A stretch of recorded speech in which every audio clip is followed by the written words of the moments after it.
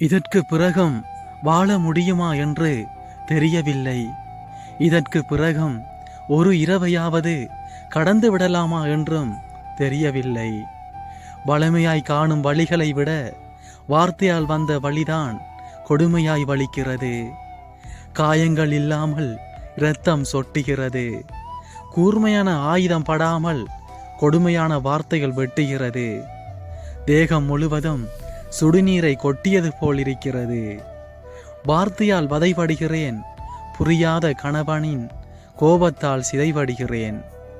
ஆணென்ற ஆணவம், கணவன் என்ற திமிர், பெண்ணென்றும் பார்க்காமல் மனைவி என்றும் நினைக்காமல் கொடிய வார்த்தைகளால் குத்தி கிழிக்கப்படுகிறது. பிள்ளைக்காகவும் பொறுத்திருந்தது போதுமென்று மனம் விரக்தியில் மரணத்தை நேசிக்கிறது.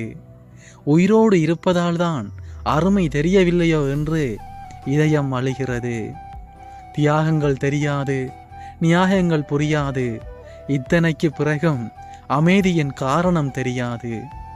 காதலில்லா துணைவனோடு காலம் முழுவதும் காலத்தை போக்க இறைவன் எழுதி வைத்த தலையெழுத்து எனது தலையெழுத்து.